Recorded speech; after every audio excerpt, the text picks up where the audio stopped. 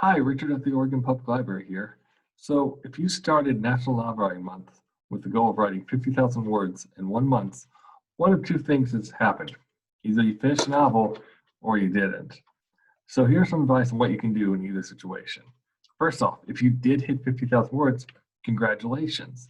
There's a lot of things you can do from this point. You could keep writing if you're not done with the story. You could consider revising, consider a sequel, consider what you'll do for the next NaNoWriMo.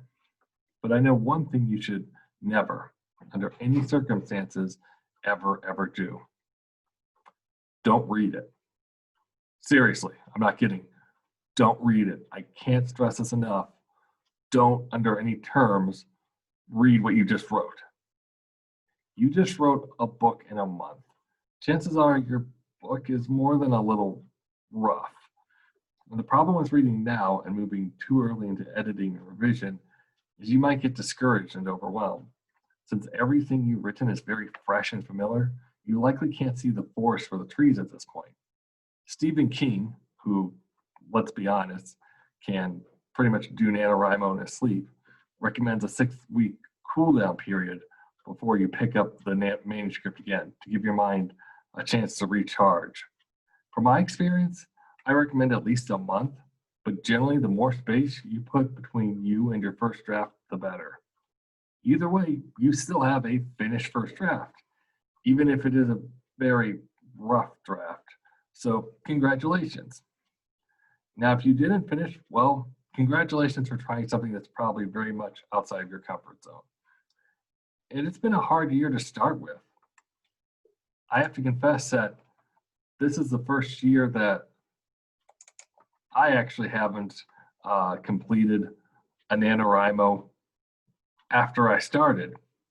And the one thing I don't like about National NaNoWriMo Month is that it can be very result-oriented, focusing on word count instead of experience points.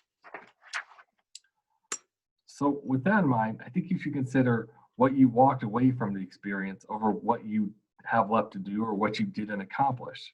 For example, I learned I'm definitely not a pantser, which means I can't write by the seat of my pants. I've never been one who enjoys the process of outlining, but I found I definitely need something pre-written before I start. And the advantage of National NaNoWriMo Month is that you spend so much more time writing that you learn what works and what doesn't in your individual process. And hopefully you came out of it with a few important takeaways. I want to emphasize that you can write outside of National NaNoWriMo Month.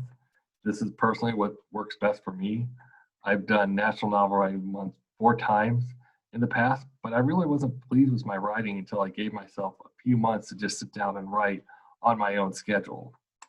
However, if you really did enjoy National NaNoWriMo Month and you want a second go, you can sign up for Camp NaNoWriMo, which is in April and July, and it's more of a self-directed experience with much of the same perks. Ultimately, National NaNoWriMo Month is a lot like a boot camp workout. In both, you get intense exercise that helps you jumpstart your routine, but it only really works if you follow through somehow. In a lot of ways, building writing is a lot like building muscle memory. Both require a lot of time, effort, and practice to build a habit. And fortunately, National NaNoWriMo Month gives you pretty much all of those. So either way, I hope you got a lot out of it. And now it's time to figure out what to write next year. So I hope to see you all soon. Bye.